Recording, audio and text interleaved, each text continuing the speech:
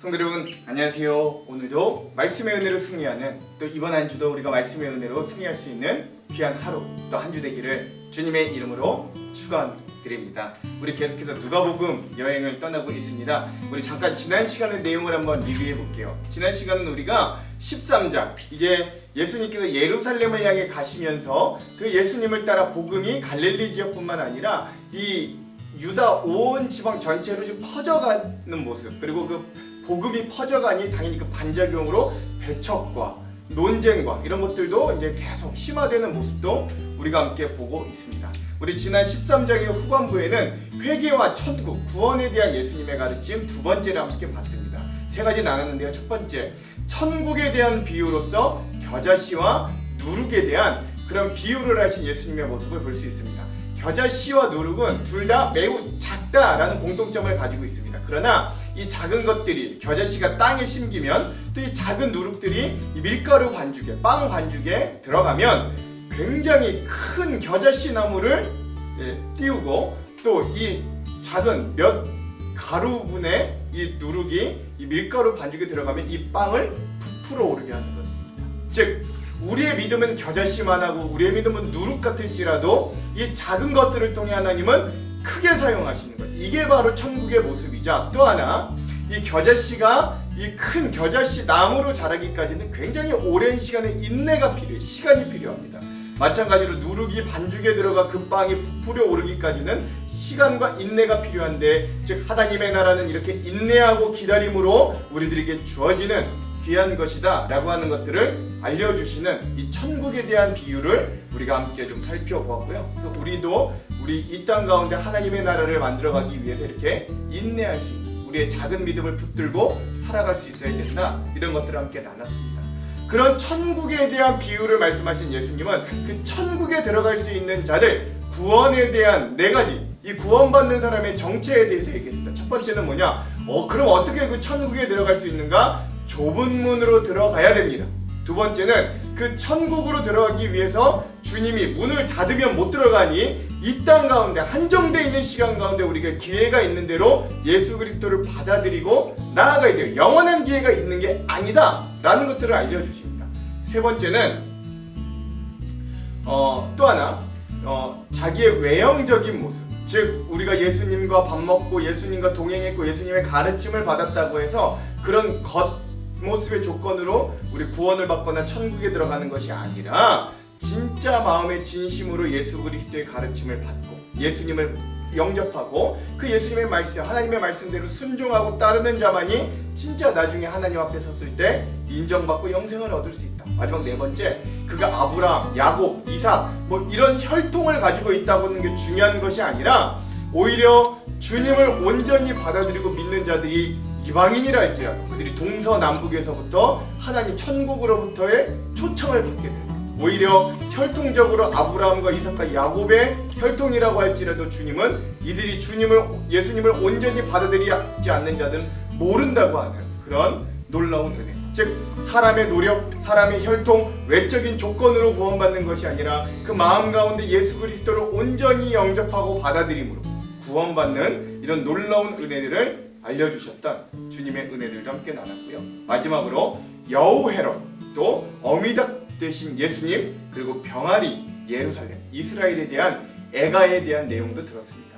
이 헤롯 왕이 세례 요한을 죽였은 것도 모자라 이제는 예수님을 죽이려고 한다는 소식을 예수님 들었으나 아직 하나님의 때가 되지 않았으므로 그가 분봉왕이라 할지라도 나를 결코 죽일 수 없다. 나는 아직 예루살렘에 도착하지 않았으므로 선지자는 예루살렘 밖에서 죽는 법이 없다 라고 하시면서 여우와 같은 헤롯 왕을 두려워하지 않고 끝까지 자기의 사역을 감당하시는 예수님의 모습을 볼 수 있습니다. 또 하나, 그런 여우와 같은 헤롯, 세상이 이 이스라엘 하나님의 자녀들을 여우와 같이 삼키려고 하지만 주님이 그 어미품과 같은 품으로 그 새끼들, 그 병아리들을 품어주셨다. 그러나 이 이스라엘과 예루살렘은 그 어미닭과 같이 품어주시는 주님의 사랑을 끝내 거절함으로, 끝내 벗어남으로 결국에는 망하고 멸망할 수밖에 없는 그런 숙명에 처하게 된 것에 대해 주님이 슬퍼하시는 내용까지 우리가 함께 살펴보았고요. 그래서 우리도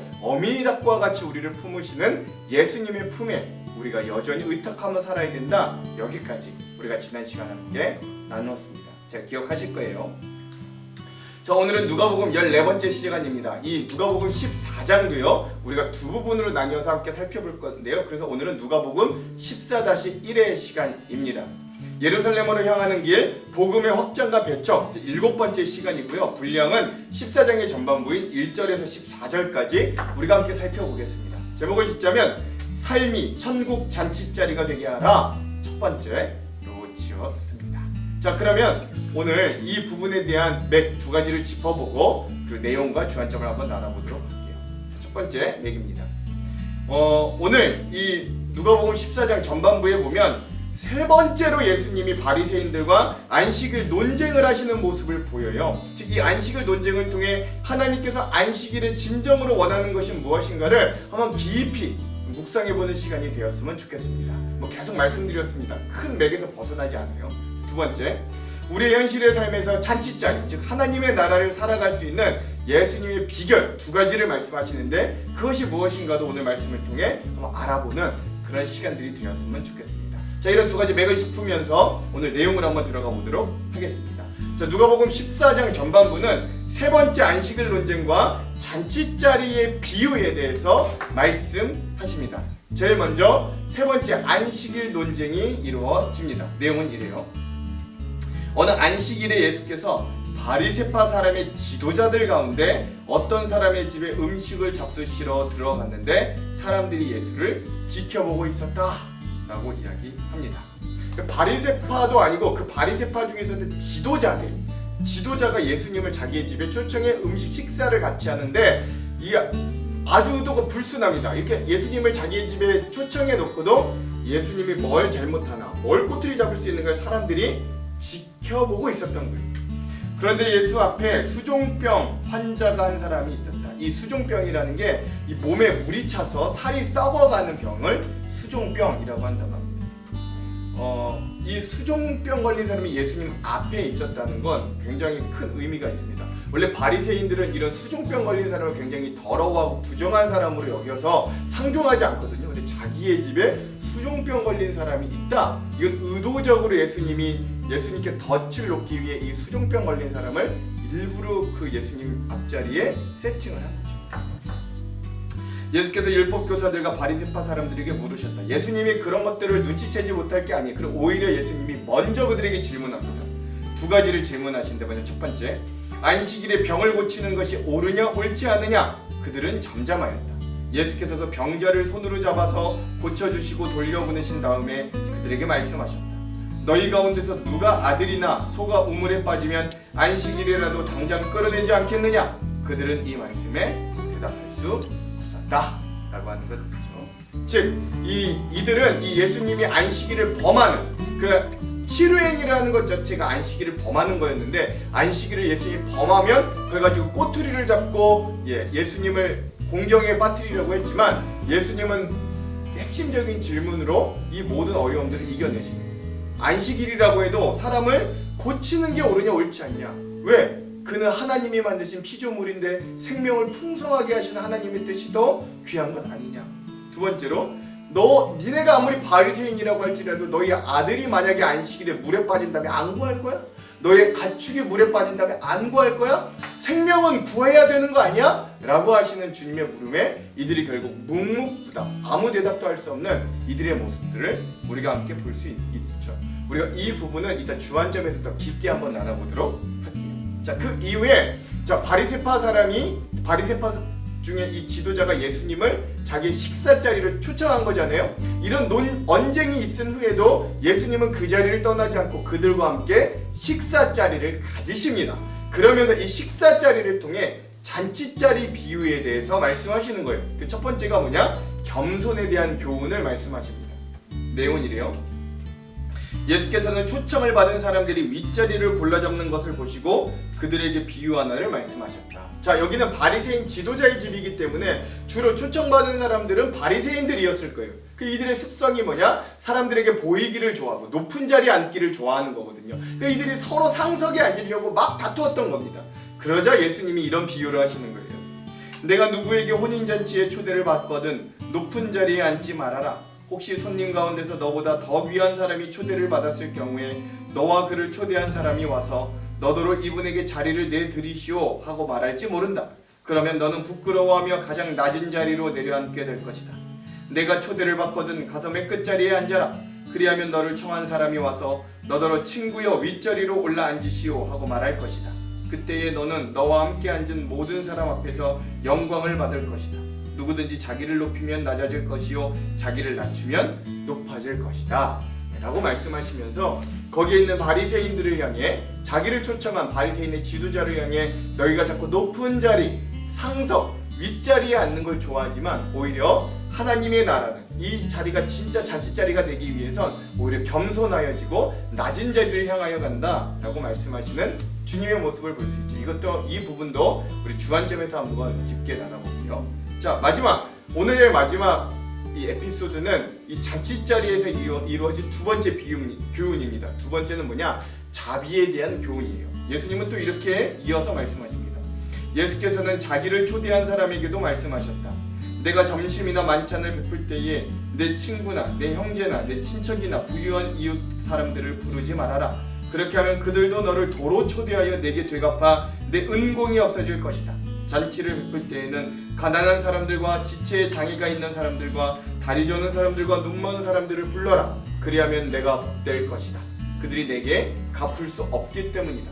의인들이 부활할 때에 하나님께서 내게 갚아주실 것이다 라고 하면서 이번엔 호스트인 이 바리새인 지도자를 향해 예수님이 네가 이렇게 너와 어울릴 만한 사람들, 너에게 이득이 될 만한 사람들만 이렇게 초청하지 말고 오히려 초청할 시에는 너에게 갚을 수 없는 사람들, 즉 사회적인 약자들, 장애를 가진 분들, 눈이 안 보이고 그렇죠? 가난한 분들, 사회적 약자들을 오히려 초청해서 너에게 자비를 베풀어, 긍휼을 베풀어라. 그러면 나중에 하나님이 하늘의 것으로 너에게 갚아주실 것이다 라고 말씀하시는, 자비를 베풀라고 하시는 이 예수님의 가르침도 우리가 함께 볼 수 있습니다. 자, 이 부분도 우리가 이따 주안점에서 한번 깊게 나눌게요. 자, 이렇게 오늘 우리가 누가복음 14장의 전반부의 내용들을 함께 나누었습니다. 자, 그럼 오늘 이 부분 누가복음 14장 전반부의 핵심 구절들을 한번 살펴볼 거예요. 두 군데입니다. 11절, 13절에서 14절입니다. 먼저 11절 읽어볼게요. 무릇 자기를 높이는 자는 낮아지고 자기를 낮추는 자는 높아지리라. 아멘. 13절에서 14절. 잔치를 베풀거든 차라리 가난한 자들과 몸 불편한 자들과 저는 자들과 맹인들을 청하라. 그리하면 그들이 갚을 것이 없으므로 내게 복이 되리니 이는 의인들의 부활 시에 내가 갚음을 받겠음이라 하시더라. 아멘. 오늘 이 천국에 대해 예수님이 천국 같은 삶을 살기 위해 우리에게 알려준 두 가지 비결. 첫 번째, 겸손하고 낮아지는 삶. 두 번째, 자비와 긍휼을 베푸는 삶. 이런 말씀의 내용들을 오늘 누가복음 14장 전반부의 핵심 구절로 삼아 보았습니다. 자, 그럼 오늘 이 부분 우리 누가복음 14장 전반부의 주안점 세 가지를 함께 나눠보고 오늘 말씀을 한번 읽어볼게요. 첫 번째입니다. 오늘 우리가 읽을 누가복음 14장 전반부에서 우리가 가장 먼저 살펴볼 장면은 지난 13장의 마지막 부분과 거의 결을 같지 않은 안식일에 수종병 걸린 자를 고쳐주신 예수님과 그에 따른 예수님과 바리새인의 안식일 논쟁에 대한 이야기입니다. 예수님은 이 수종병 앓은 사람을 고치시는 이적을 안식일 어느 날 바리새인의 지도자 한 사람의 집에 들어가서 행하셨어요. 예수님이 고치신 수종병은 이 누가복음 본문에만 딱 한 번 사용되었습니다. 나와요. 이 병은 이 본문에만 한 번 유일하게 나옵니다. 이 병은 신체의 여러 부위에 물이 고여서 몸이 붓고 살이 썩어가는 병으로 예수님 당시 시대에선 유대인들은 이 병이 하나님의 저주에서 비롯된 불치병이다 라고 치부하였습니다. 그래서 이 병에 걸린 자는 부정한 자라고 여긴 거예요. 근데 그가 바리새인 집에 앉아있다는 것 자체가 이상하잖아요. 즉 예수님을 시험하기 위해 그들이 데려왔다고 상식적으로 예측해 볼 수 있는 거예요. 그러기에 유대인들은 이 수종병 걸린 사람을 가까이 하지 않고 멀리하고 거리를 두고 있었습니다. 만일 그와 가까이 하게 되므로 자신의 신체에 접속하게 되었을 때는 자기도 부정하게 되어 하나님의 저주를 받게 될 것을 두려워했기 때문이에요. 그리고 수종병은 급성에 의해 생명의 위협을 받고 있어 당장 치료를 해야만 할 화급을 다투는 병이 아니라 만성적인 질병에 속해졌던 것이기 때문에 바리새인들의 유전에 의하면 이 병은 생명의 지장이 없는 것으로 안식일에 치료해서는 안 되는 병 중에 하나였어요. 따라서 안식일에 수종병을 치료하는 건 엄연한 유대인의 율법에서는 불법이었어요. 그런데 이 수종병에 걸린 사람을 예수님께서 고치시는 이적을 행하셨어요. 그것도 안식일에 바리새인의 집에서 말입니다. 즉 이러한 예수님의 행동의 이유는 예수님의 특별한 의도가 있었기 때문입니다. 이 당시 이스라엘 사람들은 하나님의 명령을 통해 안식일에는 휴식하고 예배하는 걸 넘어 어떠한 일도 하면 안 됐습니다. 그런데 문제는 사람의 질병을 고치는 의료행위도 일로 보았다, 뭔가 노동하는 걸로 보았다라는 데 있었던 거예요. 사실 쉼이 필요 없는 하나님께서 굳이 6일을 일하시고 7일째 안식하시며 인간에게 본으로 안식일을 선포하신 이유는 물론 이를 떠나 하나님께 온전히 집중하며 예배해라, 제사해라, 하나님과 관계해라 라고 하셨던 의미가 있었겠지만, 그러나 그에 못지않게 중요한 또 하나의 이유는 인간이 일주일에 한 번이라도 온전한 쉼을 통해 생명이 더욱 풍성해지기를 원하셨던 거예요. 그러나 일하지 말라는 그 한마디에 매인 이스라엘 백성과 유대교 지도자들은 이 수종병 걸린 사람을 고쳐 그 병으로부터 풀어 자유하게 해야 할 일을 하지 않고 안식일에는 계속해서 그를 붙잡아 두고 그 얽매임에서 억압받으며 있게 하려는 잘못을 하고 있었던 겁니다. 일하지 말라는 한마디에 얽혀서 아프고 고난받는 자를 고치는 일을 하지 않았다라는 거예요. 하나님은 안식일에 우리가 생명이 풍성해지기를 원하셔서 만들어주셨습니다. 그에 따라 수종병 든 병자처럼 각종 병으로 몸이 고통의 괴로움에 있는 사람은 안식일 규정이 있다는 이유로 안식일에 치료를 통해 병으로부터 자유할 수 있어도 치료를 받지 못하고 스스로 병을 안고 고통의 괴로움을 겪고 있어야 됐습니다. 그럼 6일 동안 치료받으면 되지 않느냐? 근데 일반 사람들은 6일 동안 노동해야죠. 일해야죠. 그러면 생계가 안 되니까. 잘 치료받을 수 있는 건 주 안식일밖에 없는데 이때 또 치료가 일이라 받지 못하겠다는 거예요. 오늘 본문은 벌써 누가복음의 안식일에 관한 논쟁으로 벌써 세 번째 논쟁입니다. 첫 번째 논쟁은 6장 오른손 마른 사람을 안식일에 고치셨고, 두 번째 논쟁은 우리 지난 시간에 봤죠. 13장에 18년 동안 귀신 들려 허리가 굽은 여인을 안식일에 고치심으로 두 번째 안식일 논쟁이 촉발됐어요. 이런 안식일 논쟁에서, 그리고 오늘 논쟁까지, 이런 안식일 논쟁에서 예수님이 보이신 한결같은 태도는 이겁니다. 그게 뭐냐? 안식일, 우리로 치자면 주일에는 완벽한 겉모습을 보이려고 하지 말고 진심을 다해 생명이 풍성해지는 일에 집중하라 라고 하는 거예요. 일이 많아 서로 다투는 것보다 외형이 조금 부족하더라도 서로 사랑하고 이해하며 하나님을 사랑하는 데 더 힘을 보태라 라고 하는 메시지였습니다. 고치신 병이 다르고 그 방법들은 각각 다를지라도 그 안식일들, 세 번의 안식일에 병자들을 고치시고 바리새인 보기에는 안식일을 범하는 듯한 일들을 행하신 이유와 또 그것들을 통해 알려주신 메시지들은 한결같이 이러한 이 결의 모습을 떠나지 않았던 겁니다. 그러므로 우리가 하나님을 알고 하나님을 사랑하고 하나님을 섬기는 자라면 하나님께서 무엇을 원하시는지 분명히 알아야 됩니다. 그래서 우리의 신앙생활이 하나님의 마음에 합한 방향을 가야 한다고 여기신다면 여러분 이 말씀을 꼭 기억하시기 바라요. 요한복음 10장 10절, 도둑이 오는 것은 도둑질하고 죽이고 멸망시키려는 것뿐이요 내가 온 것은 양으로 생명을 얻게 하고 더 풍성히 얻게 하려는 것이라. 아멘. 그렇죠? 그러니까 주님이 오늘 우리에게 오신 목적은 생명을 풍성하게 하기 위해서라는 거예요. 안식일을 주신 이유도 우리의 생명이 더 풍성해지기를 원하시는 거예요. 그리고 하나님은 우리의 마음의 중심을 보실 수 있고 그것을 먼저 보신다라고 말씀하시면 우리 이런 것들을 원하셨어요. 호세아 6장 6절, 나는 인애를 원하고 제사를 원하지 아니하며 번제보다 하나님을 아는 것을 원하노라. 아멘. 여러분 이게 시작입니다.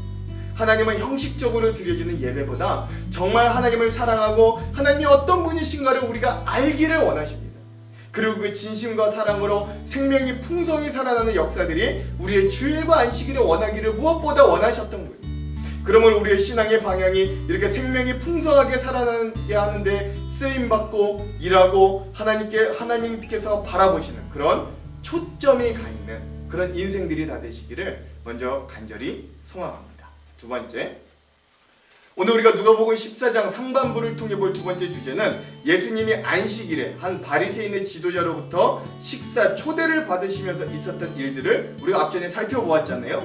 그러면 예수님이 이 바리새인 집으로 들어가셨는데 마침 예수님 앞에 수종병 든 사람이 있었어요. 예수님은 안식일이지만 그 병든 자를 고치셨고 그 모습을 지켜보던 율법교사들과 바리새인들의 잘못도 일깨워 주셨습니다.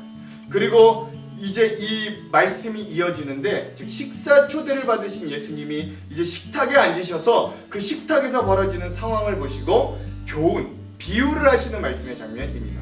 그게 두 가지로 나뉘어지는데 7절에서 11절까지는 청함받은 사람들, 그러니까 초대를 받은 사람들에게 하셨던 비유와 가르침의 말씀이고, 그리고 12절부터 14절까지는 자기를 초대한 청한 자, 즉 초대한 사람에게 가르침을 주셨던 말씀이었어요. 먼저 우리는 식탁, 이 잔치자리에 초대받은 사람들에게 요구하시는 겸손의 자세에 대해서 한번 살펴보도록 하겠습니다.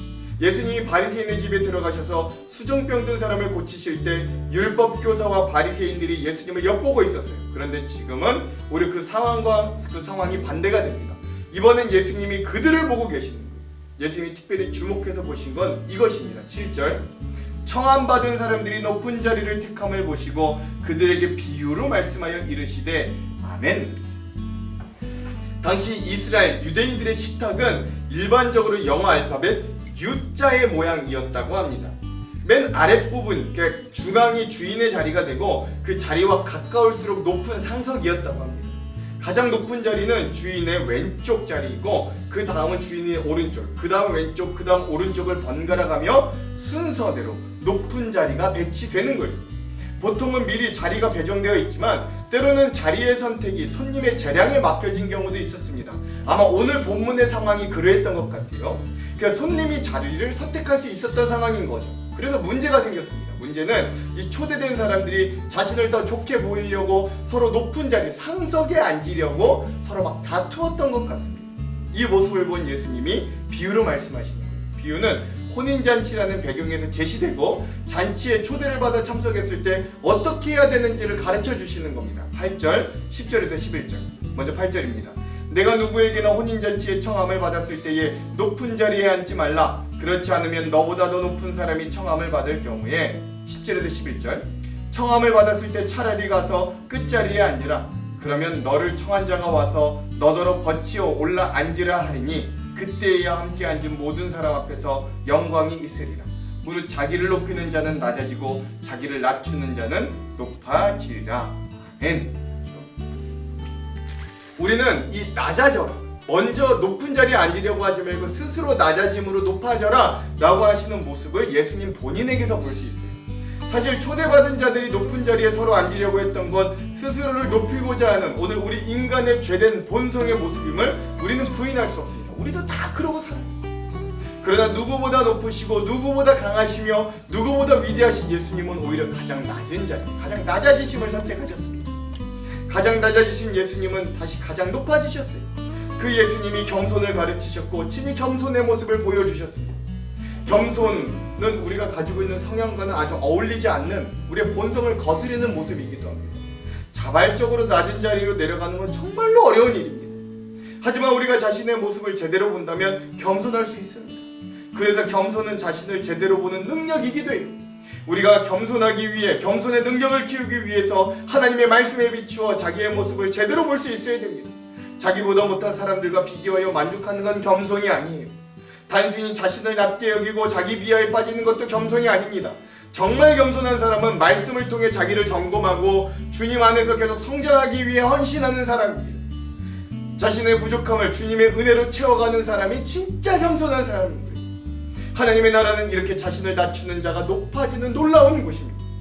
오늘 우리의 가정과 교회와 우리의 삶의 터전이 하나님의 나라가 되는 방법, 첫 번째 방법은 서로 낮아져서 서로 높여지기 위한 귀한 은혜들로 채워지는 길입니다. 그러니 정말 우리의 삶의 터전들이 하나님의 나라가 되도록 이 예수님의 가르침을 가지고 서로 겸손히 낮아지며 섬기는 귀한 하루로 살아내시기를 간절히 소망합니다.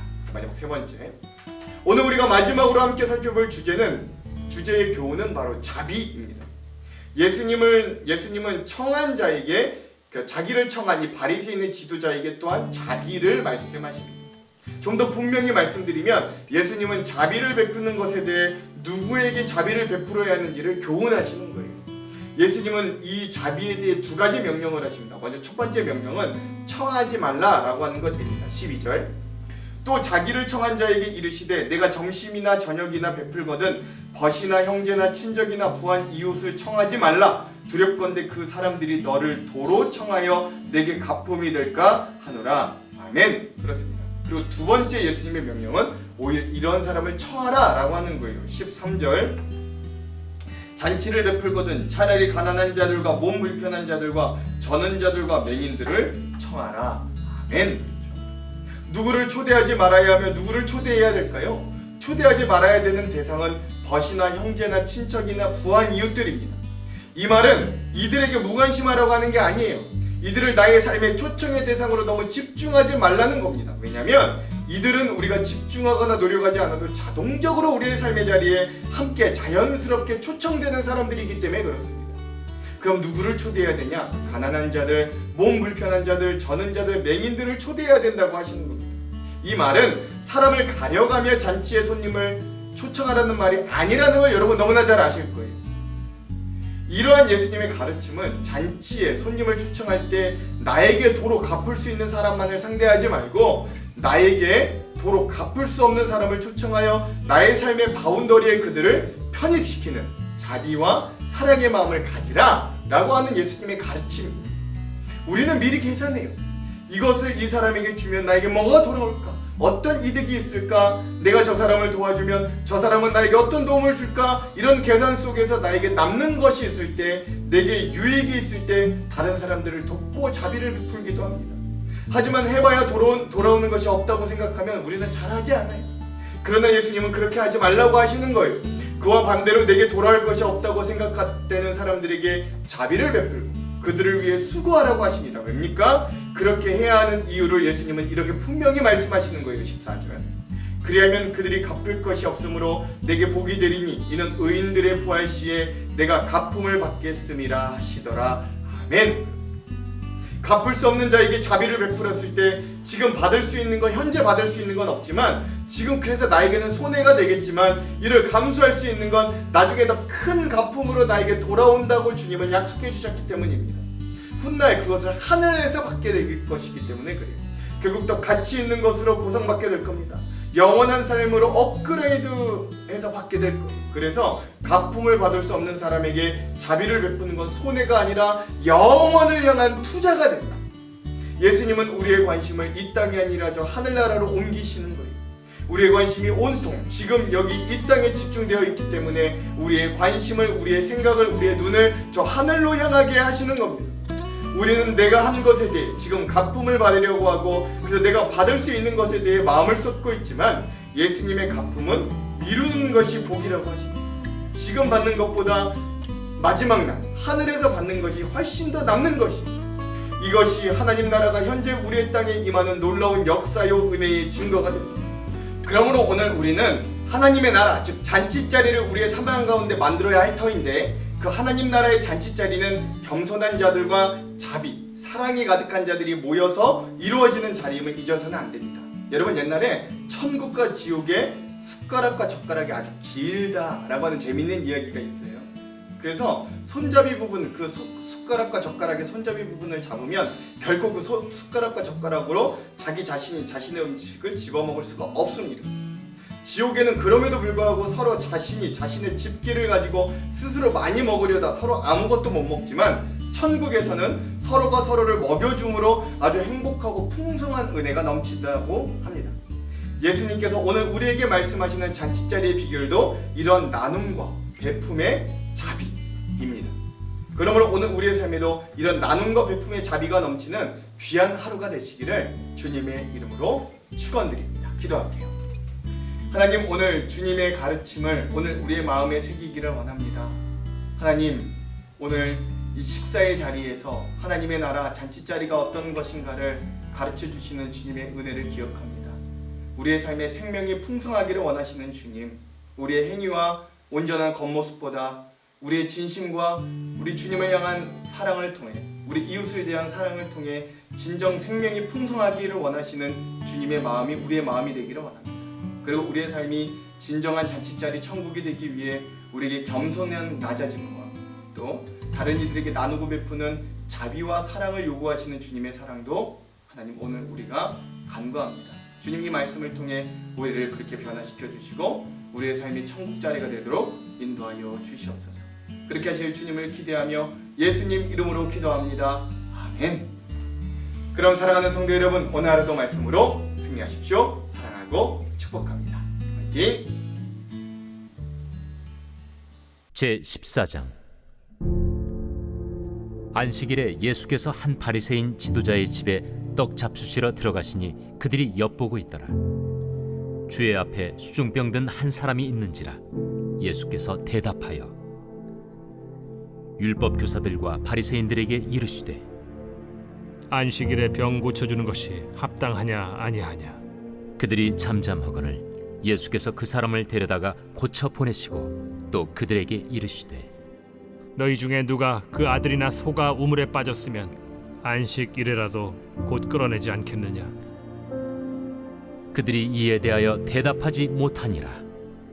청함을 받은 사람들이 높은 자리 택함을 보시고 그들에게 비유로 말씀하여 이르시되 네가 누구에게나 혼인잔치에 청함을 받았을 때 높은 자리에 앉지 말라.